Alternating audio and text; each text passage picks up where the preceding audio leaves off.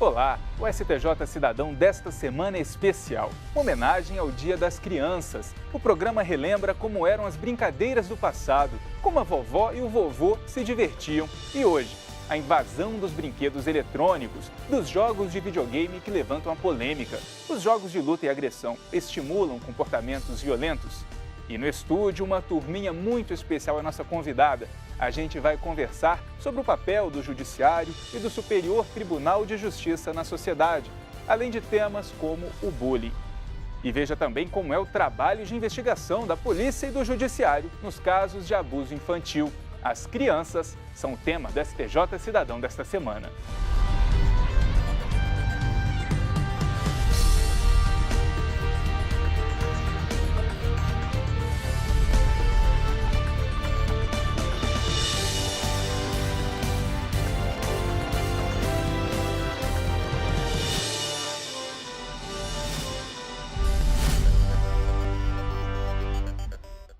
O STJ Cidadão Especial do Dia das Crianças recebe aqui no estúdio essa turminha que vai acompanhar todo o nosso programa. Eu queria pedir que cada um se apresentasse, falasse o nome, quantos anos tem e o que gosta de fazer. Meu nome é Eduardo, tenho 11 anos e gosto muito de jogar bola. Meu nome é Gustavo, tenho 10 anos e gosto muito de estudar. Meu nome é Amanda, tenho 10 anos e gosto muito de cantar. Meu nome é Letícia, eu tenho 10 anos e gosto muito de pular corda. Meu nome é Luiz Rafael, tenho 9 anos e gosto de jogar bola. Meu nome é Giovana Augusta, tenho 10 anos e gosto de pular corda. Já vi que todos vocês, então, gostam de brincadeiras de rua, né? Sim. Amarelinha, brincadeira de roda, pique-pega. Essas brincadeiras vocês continuam ainda brincando por aí? Sim, muito. Bastante. Mas vocês preferem um videogame, um joguinho no celular? Sim, um pouco. Eu prefiro. Por quê? É mais divertido um jogo eletrônico do que a brincadeira de rua? O que vocês acham? Não é tão isso, é porque as brincadeiras da rua, meio que as ruas não tá mais seguras como é que era antigamente. mais Seus pais ficam preocupados? Sim, preferem que a gente brinque em casa. E a tecnologia tá avançada, a gente quer conhecer um pouco mais, né? O jogo eletrônico é mais divertido, então, também. Mas do mesmo jeito a gente nunca deixa de lado as brincadeiras de antigamente. É? Meio que a escola vira a rua e a gente Continua brincando. Aí a gente continua brincando dessas espaço brincadeiras, grande. só que a escola é um espaço grande e tem segurança. E a gente vai saber mais sobre esse assunto na reportagem. Confiram. Vamos fazer uma viagem no tempo. Vamos lá nas décadas de 40, 50, 60, quando ainda não existiam brinquedos eletrônicos. As brincadeiras, muitas delas eram feitas ao ar livre. A fantasia fazia parte desse universo lúdico. Nós fomos conversar com quem viveu a infância dessa época. Dona Marta, 71 anos. Ela conta com saudade do que brincava. De casinha, de pique-esconde, de bola, né? De queimada, de andar de bicicleta, de nadar. Enfim, essas coisas que eram normais na infância. Naquele tempo não tinha jogo eletrônico, não tinha muita coisa assim, né? E quem não se lembra da famosa amarelinha? Para uma geração que cresce com acesso a computador, internet e também a uma infinidade de jogos eletrônicos, o clima retrô das brincadeiras antigas ainda consegue conquistar a criançada. A gente brinca de amarelinha, de rota, joga futebol, pula corda, brinca de Barbie.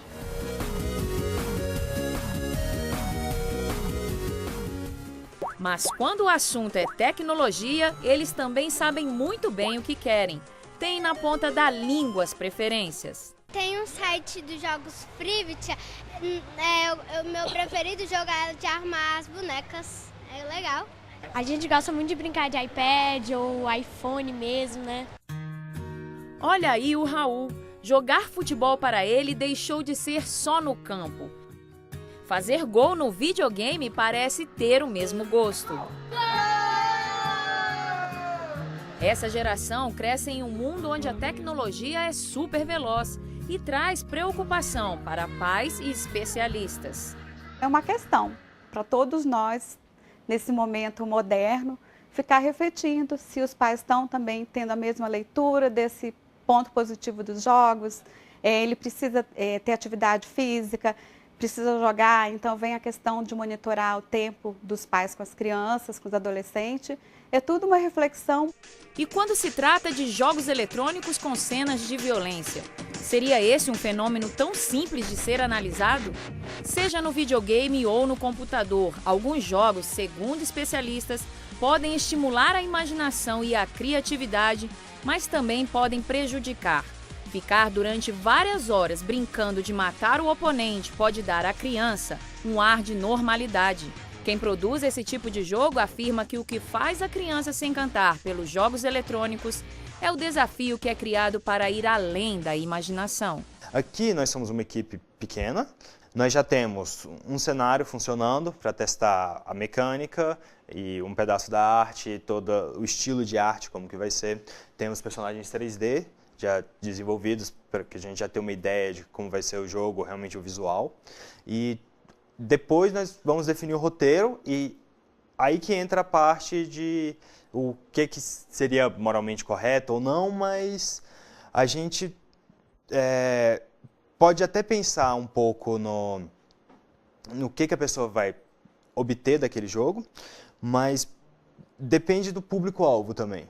A classificação de idade que os jogos trazem pode ajudar nessa difícil tarefa. Violência extrema, drogas lícitas e linguagem imprópria. Com 16 anos, o adolescente consegue fazer essa diferenciação? Essa faixa etária, existe uma necessidade de ter esse limite, essa referência, 16 anos. Mas dependendo do desenvolvimento do adolescente, nem sempre ele está preparado. No Brasil, todo tipo de jogo de videogame é analisado pelo Ministério da Justiça antes de ser comercializado. Para classificar um jogo, o Ministério usa vários critérios, e um deles é a violência. Os jogos recebem 5 faixas de classificação. Jogos com armas não são recomendados para menores de 10 anos. Se na tela tiver criança ou adolescente agredindo ou sendo agredido, a classificação é para quem tem 16 anos ou mais. Agora, se o jogo traz cenas de extrema violência, aí só é para quem tem mais de 18. O Ministério da Justiça tem na internet um guia com todas as indicações de idade, onde pode-se consultar a classificação do jogo do seu filho. É um instrumento de informação aos pais e responsáveis. Independentemente da faixa etária indicada, para as crianças os jogos são apenas brincadeiras. Concentrados, Mateus e Augusto se divertem em frente à telinha.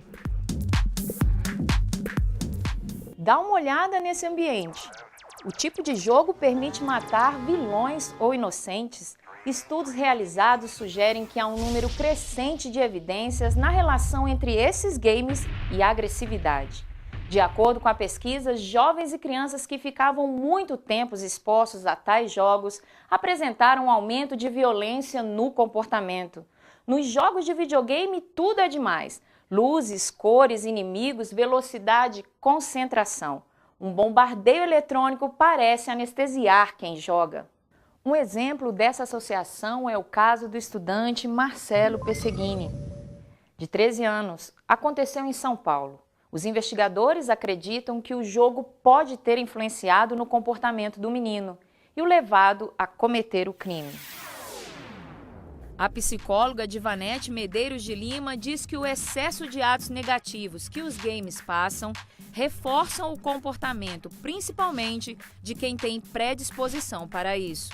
Ela pode também desenvolver para um lado negativo da delinquência, da violência, né? Assim como transtornos e distúrbios de conduta também, elas podem ter uma predisposição e se não tiver uma monitoração do adulto, ela vai desenvolvendo todo um comportamento inadequado. Se a pessoa adquiriu alguns princípios, ela não vai perder aqueles princípios, mas realmente depende da pessoa entender o que é correto ou não, depende mais do que está lá fora. O jogo ele pode servir como estímulo para incentivar algo que está sendo feito fora ou não. Ele por si só não vai ser suficiente. Se a pessoa estiver num contexto negativo, o jogo pode até realmente piorar, porque as ideias negativas ou a falta de conceitos, eles podem ser trabalhados negativamente se a única fonte de conceitos for o jogo.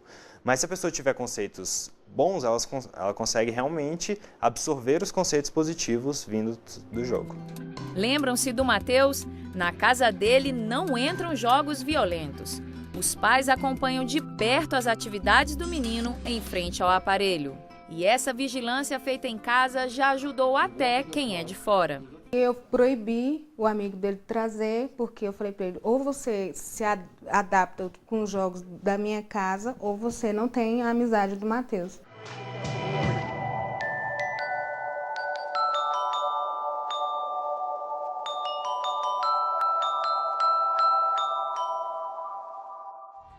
E no próximo bloco, a conversa com a criançada aqui no estúdio continua. Eles vão falar sobre leis, direitos e deveres e o papel da justiça. É só um instante.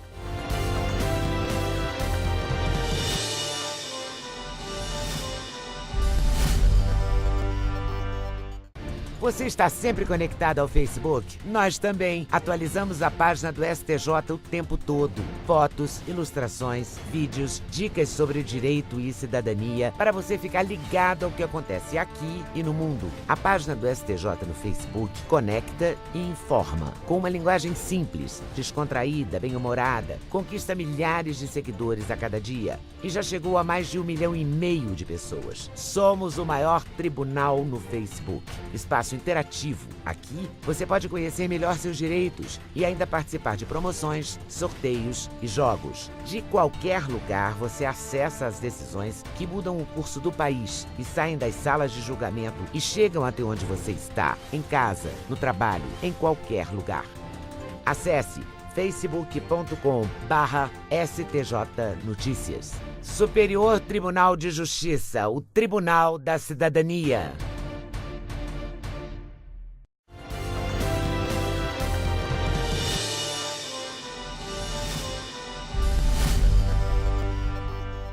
A nossa conversa com essa turminha agora é sobre a justiça. Vocês sabem o papel, conhecem para que serve o Superior Tribunal de Justiça? Sim. Estudaram, né? Fizeram o dever de casa. Me diga então, o que é?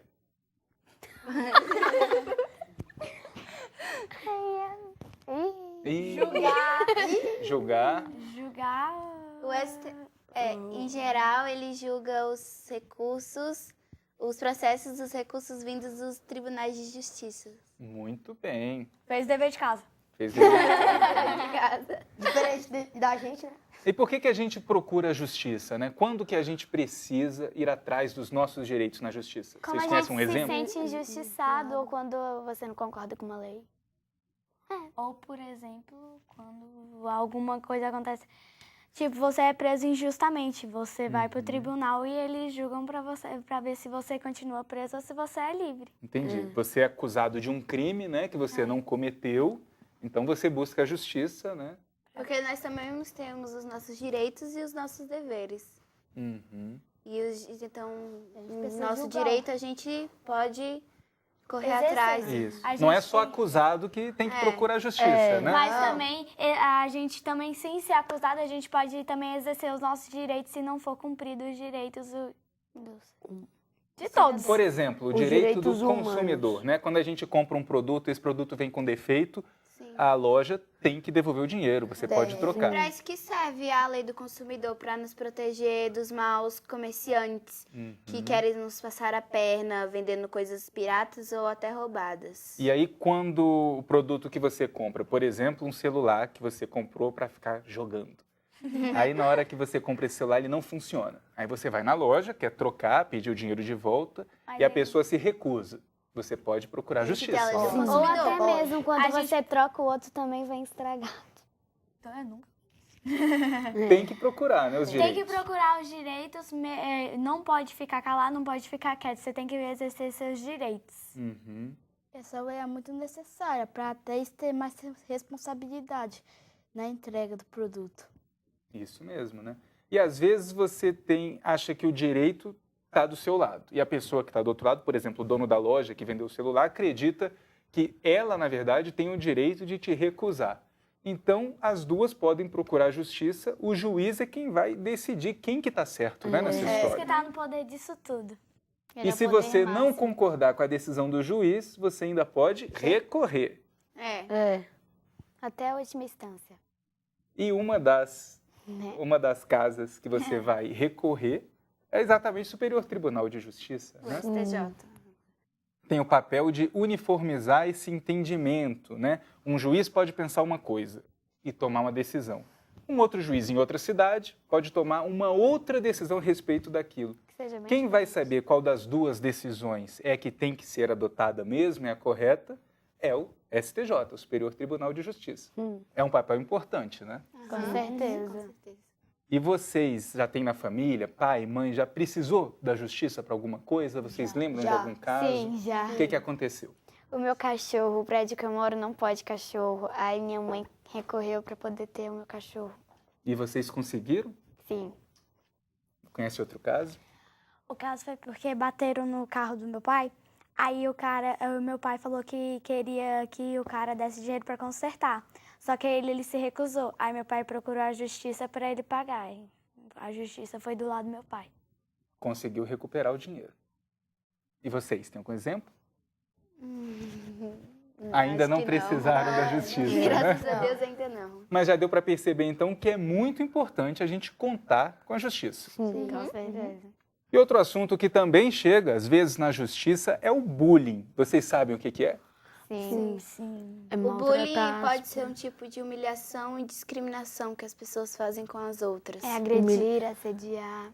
Só se o ato se tornar repetitivo. Isso acontece na escola? Vocês veem com vocês ou com alguns amigos, algumas coisas do tipo acontecendo? Nunca vi, mas os mais atingidos são os que usam óculos, os negros, as pessoas mais baixas, um pouquinho mais fofinhas, as magras. Quer dizer, todo mundo, na hora que a gente for olhar, né, usa óculos. O outro é magro demais. O outro é muito alto. O outro é muito baixo. O outro já é né? mais cheinho. Também existe um cyberbook, que uma pessoa anônima faz uma página na internet e fica postando coisas sobre outra pessoa, fala mal, e aí aquela pessoa fica constrangida. E nesse caso do cyberbook, não é nenhuma pessoa mais forte, não é uma pessoa mais forte que está intimidando outra. Pode ser uma pessoa que seja fraca, só que ela está falando mal das outras pessoas. E às vezes pode trazer consequências bem fortes. Por exemplo, Como a morte. Que não aguenta a tortura e se mata. Depressão e se suicida. Quer dizer que é muito sério. Vocês, quando brincam, então, usam a internet para conversar com os amigos, já sabem que a gente não deve usar a internet, né, para ficar falando mal dos outros, né, para cometer isso que a gente já sabe que o nome é bullying. Né? Que na verdade a pessoa que ama não humilha seus semelhantes. Então, não tem uma graça em deixar uma pessoa triste, magoada por uma brincadeira. Uma besteira. Porque às vezes as pessoas falam, quando vai pra diretoria, mas era só uma brincadeirinha, era só pra me divertir. Mas às vezes essa brincadeirinha pode trazer consequências bem graves. Então, agora, eu te pergunto, qual é a graça de ver o outro sofrer? Eu não vejo graça nenhuma. Nem eu. Vocês veem? Não. É isso mesmo. E daqui a pouco, o trabalho da polícia e da justiça contra o abuso infantil. Não saia daí.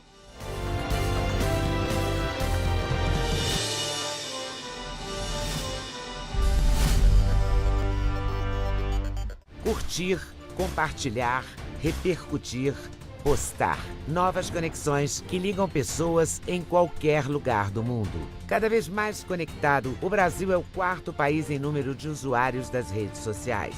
Sempre inovando, o Superior Tribunal de Justiça conquista milhares de seguidores na internet. A marca é resultado da linguagem simples, atraente e acessível no Twitter, no Facebook e no YouTube. Onde tem o nome do STJ, tem informação segura, confiável, tem cidadania. No Facebook, milhares de pessoas levaram a página do STJ ao primeiro lugar entre os tribunais mais acessados no mundo. No YouTube, novos programas, entrevistas, documentários e reportagens especiais.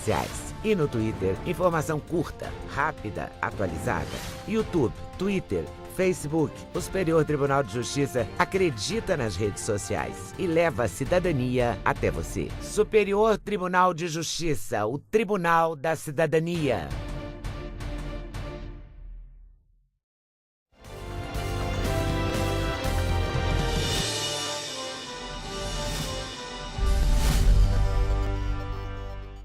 Todo mundo já ouviu dos pais para não conversar com estranhos e não aceitar nada deles, né? Presentes, doces. E vocês sabem por quê?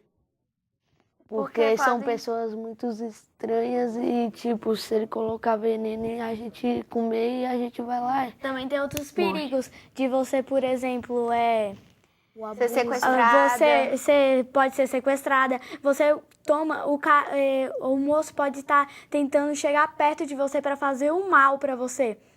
Por exemplo, tá te dando balinha toda hora que você vai num canto, fazendo isso, até que uma hora ele já fala pra você ir pra casa dele, Pode ser também a comida que ele tá oferecendo, pode ser uma droga pra viciar a gente querer mais pra comprar dele. Pra armar e pra tirar ou colocar veneno pra gente beber. Às vezes ele pode abusar da gente.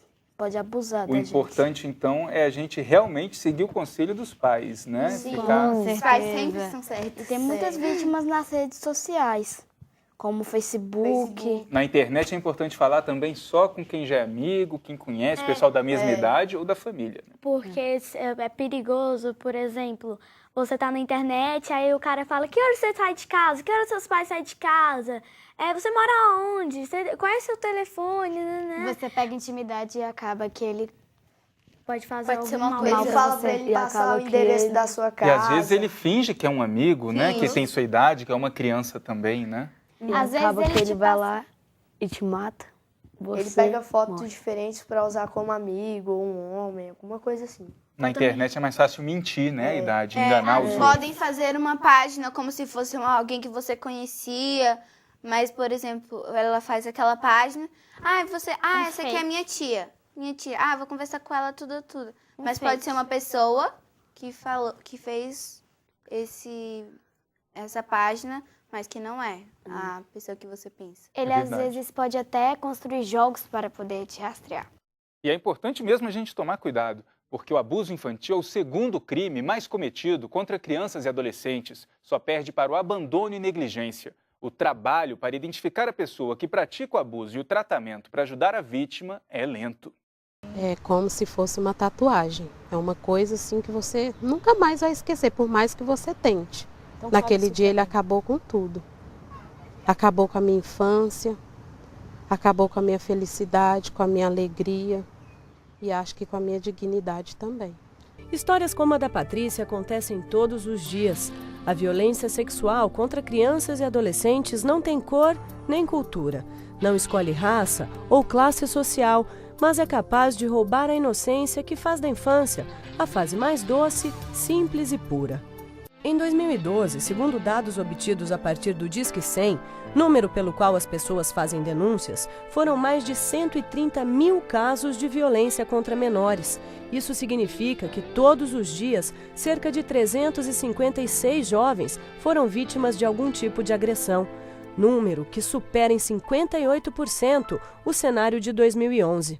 Nós acreditamos que esse aumento tem a ver com o número de registros e não com o aumento do fato em si. Não que o crime tenha aumentado, e sim o número de notícias. Por quê? Porque a população passa a ter mais consciência de que violência contra a criança realmente é crime, que precisa ser apurado, e a população, com confiança no trabalho da polícia, passa a denunciar mais. A violência sexual ainda é permeada pelo silêncio. Isso porque, geralmente, os agressores são pessoas próximas das vítimas. É a violência intrafamiliar, praticada por um tio, padrasto, avô e até mesmo pelo próprio pai. A regra são aquelas pessoas que têm acesso às crianças e que elas são acima de qualquer suspeita. São, pessoas que trabalham, que são casadas e que tratam super bem a criança e que a criança gosta, porque as pessoas esperam que as crianças não gostem dos agressores. E isso não acontece, via de regra, não acontece. Até porque a violência sexual, ela nem sempre ela é permeada por violência mesmo, a violência física, né? Aquela da ameaça de bater, de não sei o quê, não. Segundo este pesquisador, a dependência econômica é outro fator que pesa na hora de escolher entre denunciar ou não. Esse poder ainda é consolidado por causa do machismo e por causa também da relação de provedor que ele tem dentro de casa. A ainda menina Patrícia foi abusada por um desconhecido. Ela tinha apenas 13 anos. Estava esperando o ônibus, estava com uma mochila nas costas, na fila esperando o ônibus, e um rapaz me abordou com uma faca. Ele colocou a faca por baixo da minha mochila, né, e me chamou para acompanhar ele e não falar nada, porque senão ele ia me matar. Eu passei a noite toda em poder dele. Nisso tudo, ele te estuprou? Me estuprou. Fez coisas assim que eu nunca imaginei que ninguém pudesse fazer comigo. Desde o crime já se passaram mais de 20 anos, um tempo que parou a vida da Patrícia. Foram 2 casamentos, 6 filhos, mas só agora ela resolveu falar. Depois da denúncia, entram em cena os profissionais especializados. As crianças, elas são entrevistadas por profissionais, agentes de polícia, que são especialmente capacitados para poder realizar essa escuta técnica. Elas não são entrevistadas por qualquer policial. Elas são entrevistadas numa sala lúdica, com brinquedos, com família de bonecos anatomicamente perfeitos que auxiliam na produção da prova. O protocolo de escuta não permite perguntas indutivas. Tudo deve ser conduzido de maneira mais natural possível. A técnica é basicamente essa, assim. Então, a criança contou, o adolescente contou o que foi que aconteceu, aí sim, nós fazemos perguntas para circunstanciar aquele fato. Então, como foi, onde, quando, nós procuramos formar, entender exatamente a dinâmica da violência. O trabalho investigativo da polícia é acompanhado de perto pelo Ministério Público. Todos os crimes sexuais praticados contra crianças e adolescentes, necessariamente eles vão contar com a intervenção do Ministério Público para acompanhar a investigação criminal conduzida pela polícia, direcionar essa investigação para que ela possa atingir os seus objetivos de forma mais eficiente e proporcionar subsídios para que o Ministério Público possa, no segundo momento, promover a responsabilização criminal de uma pessoa que venha praticar um crime sexual contra uma criança e adolescente. E como é na escola que as crianças e jovens passam a maior parte do tempo, o promotor conta que os professores têm papel fundamental nessa luta ao enfrentamento à violência sexual. Naturalmente, uma criança ou adolescente que é vítima desse tipo de crime, ela começa a demonstrar os sintomas na escola. É a retração, é a falta de diálogo, é a tristeza, é o choro. Portanto, um professor, quando verifica uma situação que foge do normal, ele tem a obrigação de fazer uma pequena investigação sobre o que se trata aquele problema, até para dar a orientação pedagógica necessária para superar aquele problema. E se nessa atividade descobrir que ocorreu um crime de natureza sexual contra uma criança e adolescente, os professores têm a obrigação legal de fazerem a comunicação do crime, de que tomaram conhecimento. Mas tem uma coisa que todos os profissionais envolvidos são categóricos em afirmar: quem conta logo o que está acontecendo supera mais rápido e melhor. Porque elas têm uma sensação de que as pessoas estiveram do seu lado, as pessoas com quem ela poderia contar estiveram do seu lado e a sociedade respondeu de alguma forma, mesmo quando o abusador não é condenado. Eu decidi conversar sobre isso para mim ver se a minha vida melhora, né? Se eu consigo me relacionar melhor com as pessoas, com os meus filhos, né? Se muda alguma coisa, que eu sei que vai mudar, que já está começando a mudar muito, desde quando eu comecei a falar. A Patrícia nunca soube o que aconteceu com o agressor.